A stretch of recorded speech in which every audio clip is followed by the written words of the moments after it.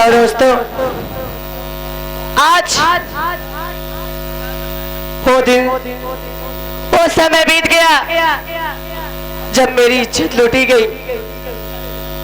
ओ पापी गजराज मेरी इज्जत लूट कर और मेरे देवर पर वार करके मुझे बहती हुई दरिया में फेंक दिया। मैं तो बेहोश थी। जब मैंने होश संभाला तो मैं क्या देखती हूँ कि मैं एक बहुत बड़े डाकुओं के गिरोह में अपने आप को पाई। वहाँ के एक बहुत नेक दिल अच्छे सरदार से जो मुझे दरिया से निकाल कर अपने गुफा में ले गए थे, मेरा इलाज किया। और जब मैं बची तो मैंने उन्हें अपनी आप बीती सुनाई। वहीं से जो डाकुओं के सरदार थे उन्होंने कहा, बेटी अगर तुझे अपने हिसाब का एक एक पाई का बदला चुकाना है तो उठा ले पिस्तौल और मिटा दे अपने पापियों के। उस दिन से ये राधिका, उस दिन से ये राधिका से डाकू रानी बन गई। अब मैं चल रही हूँ सबसे पहले ऊंची पहाड़ी पर माँ जगत जननी का दर्शन करूंगी। उसके बाद उस गजराज सिंह के हवेली की तरफ रवाना होगी। चलती हूँ, पहले सबसे पहले माँ का दर्शन करती हूँ।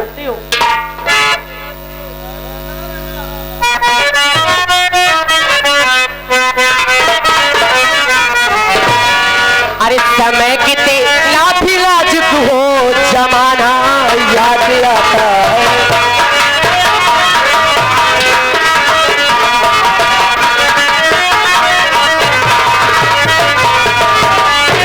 समय कितनी लाफी लाजुक हो, जमाना याद आता है। अरे महाभारत में अर्जुन का निशाना याद आता है।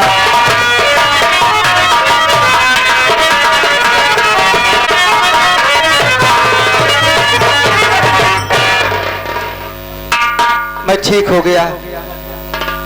मेरे भैया किसी न किसी तरह डॉक्टर साहब को पैसा देते रहे। डॉक्टर साहब ने कहा अब तुम घर जा सकते हो। चल रहा हूं भैया के पास, लेकिन उससे पहले माँ के मंदिर पे जाऊंगा, माँ का दर्शन करूंगा, उसके बाद भैया के पास जाऊंगा। चलता हूं माँ के मंदिर पे।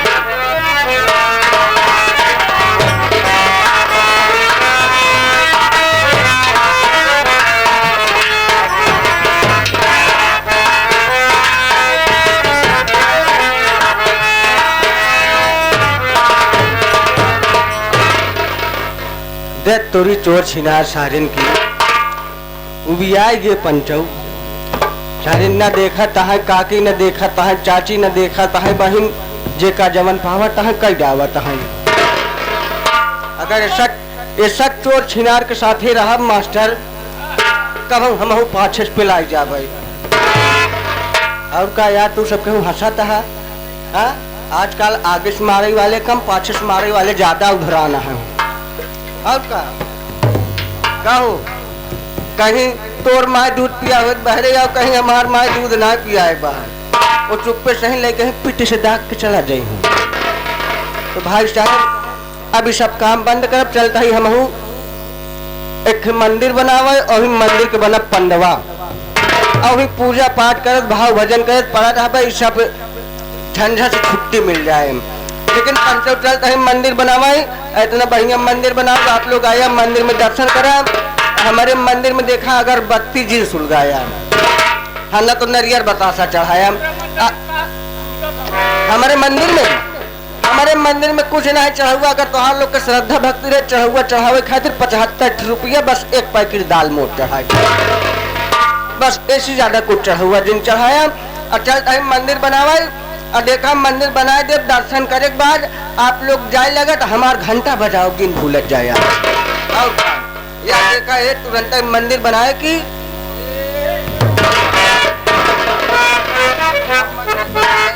अब जाते है 5-6 अगरबत्ती हम सुलगाओ।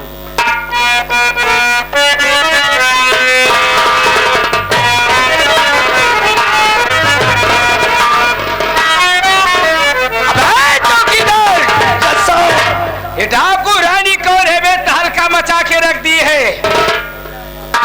जानता है साहब, बहुत खतरनाक यार। क्या है बता? बहुत मन छल छलाई दे था।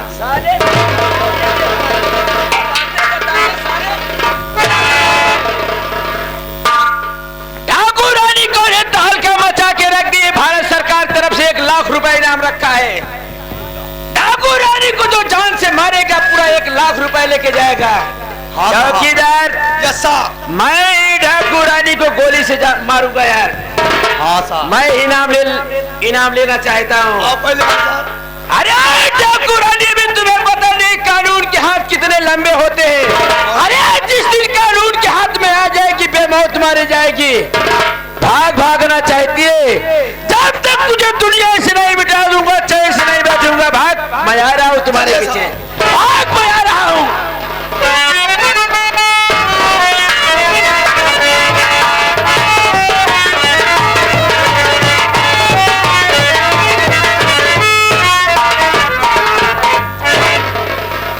माँ के मंदिर पे आ गया हूँ।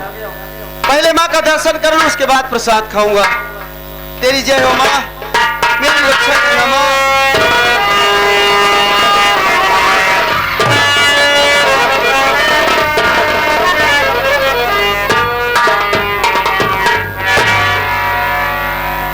कौन है तू जो इस डाकुओं के मंदिर तक आने की जरूरत की? कहीं तू पुलिस का मुखबिर तो नहीं है? क्योंकि ये पुलिस डाकू रानी को कब से तलाश रही है। बता तू कौन है, वरना इस बंदूक की सारी गोलियां तेरे कनपटी पे उड़ा दूंगी आज। नहीं सरदार जी, मुझे मत मारो। मैं कोई पुलिस का मुखबिर नहीं हूँ। अरे मैं तो माँ का दर्शन करने आया था, प्रसाद खाने आया था। मैं सच बता रहा हूँ सरदार जी।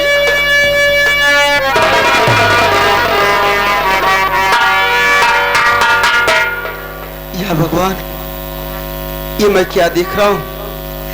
सरदार जी की सूरत तो बिल्कुल मेरी भाभी माँ की सूरत से मिल रही है। कहीं मेरी भाभी माँ तो नहीं? नहीं, मेरी भाभी माँ को तो मेरी नजरों के सामने मार दिया गया था। लेकिन ये कौन है? मैं इनसे जरूर पूछूंगा। सरदार जी, अगर आप मेरी बातों का बुरा ना माने तो मैं आपसे कुछ कहना चाहता हूँ। मेरी बात सुनो। आपकी प्यारी सूरत तो मेरी भाभी से मिलती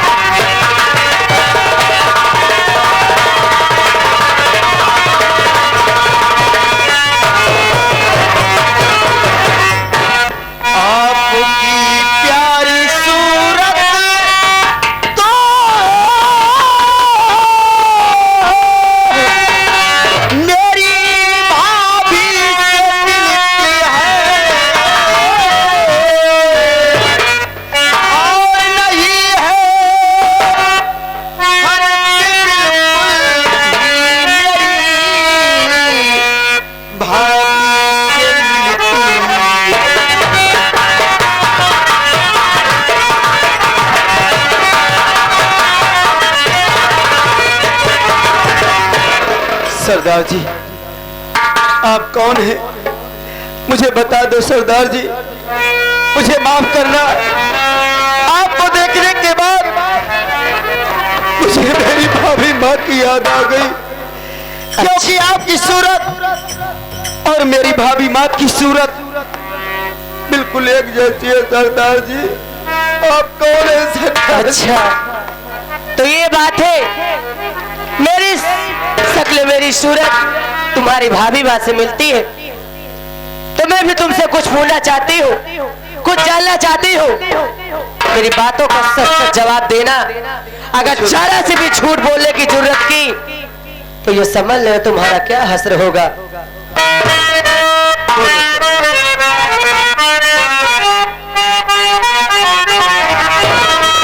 बता दे नाम तू अपना, कहाँ का रहने वाला।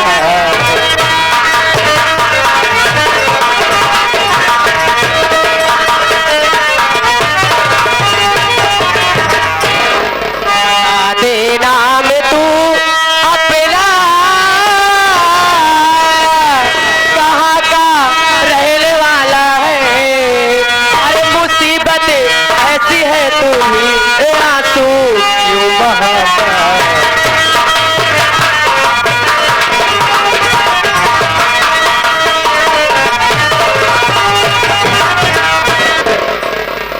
ऐ मुसाफिर, मैं तेरा नाम और तेरा पता जानना चाहती हूँ।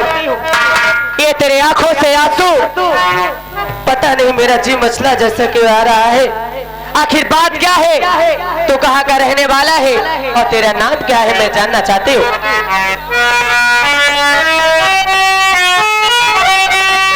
जरूर बताऊंगा सरदार जी। कहते रोहित है मुझको रामपुर गांव है मेरा। अरे बता दो अब सही मुझको तसल्ली, अब न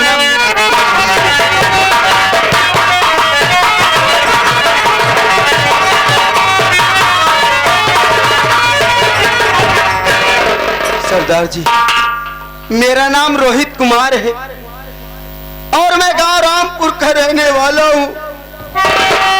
मैं आपसे झूठ नहीं बोल रहा हूँ सरदार जी, मैं सच बता रहा हूँ सरदार जी।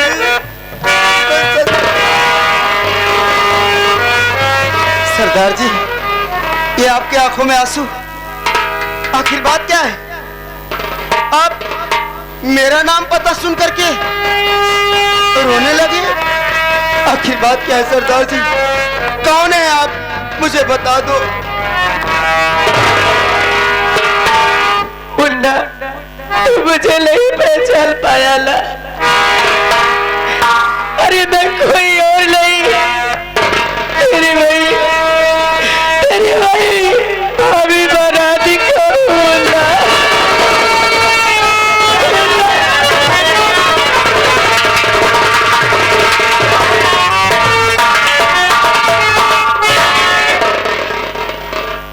भाभी माँ, अब तुम मुझे मिल गई हो, मुझे छोड़ के मत जाना भाभी माँ, मैं तेरे बगैर नहीं रह पाऊंगा भाभी माँ।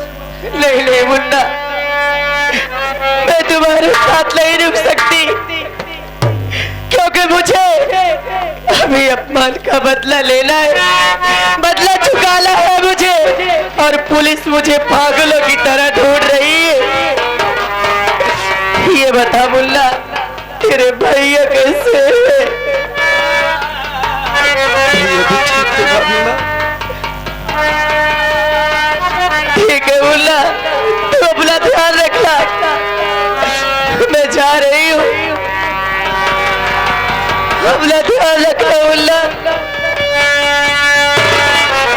भाभी माँ,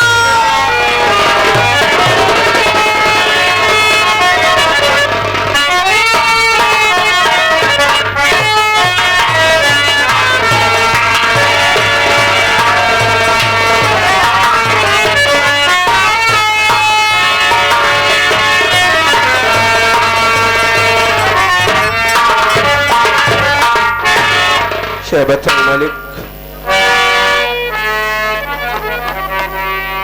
आज मुझे मेरे भाई रोहित की याद आ रही है। मैं अपने मुंडे को अस्पताल में छोड़ खा रहा था और जब अस्पताल में पहुंचता हूँ तो मैं देखता हूँ मेरा भाई वहां पर नहीं था। मैं अपने भाई को आवाज लगाता हूँ, हो सकता है मेरे भाई मेरा आवाज सुन ले। और क्या बताऊँ, अब उसी भूख बहुत जोरों से लगी है। अरे भूख से तड़प रहा हूं, मेरा दम घुट रहा है। शाह मालिक, ए भैया, ये भैया मैं आपसे कुछ कहना चाहता हूँ, मेरी बात सुनो। अरे मुझे बहुत जोरों से भूख लगी है। ओ भाई साहब, मुझे एक रोटी का सहारा दे दो, मैं भूख से तड़प रहा हूँ।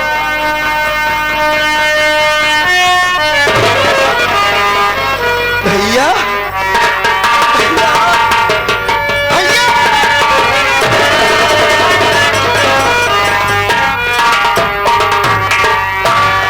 भैया, मैं ठीक हो गया भैया।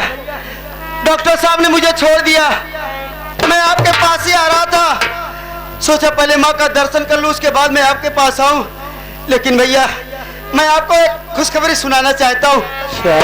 भैया, मेरी भाभी माँ अभी इस दुनिया में जिंदा है भैया। क्या कर रहे हाँ भैया, मेरी भाभी मेरी दुनिया में सच बता रहा है मेरे भाई। भैया भाभी माँ अभी यहाँ से गई है भैया। भाभी माँ कानून की बागी बन गई है, डकैत बन गई है भैया। इस वक्त तो अपने घर गई है उस कमीने गजराज को मारने भैया। चलो भैया, अपने घर चलो, नहीं तो भाभी माँ के पीछे पुलिस लगी है। अगर पुलिस वाले भाभी माँ को पा जाएंगे भैया तो भाभी माँ को गोली मार देंगे भैया। भाभी माँ हमसे फिर जुदा हो जाएगी हमेशा हमेशा के लिए। मैं जरूर चलूंगा उस गजराज के पास। चलो भैया, देरी मत करो। लेकिन मुन्ना मेरी बात सुन, बोल भैया।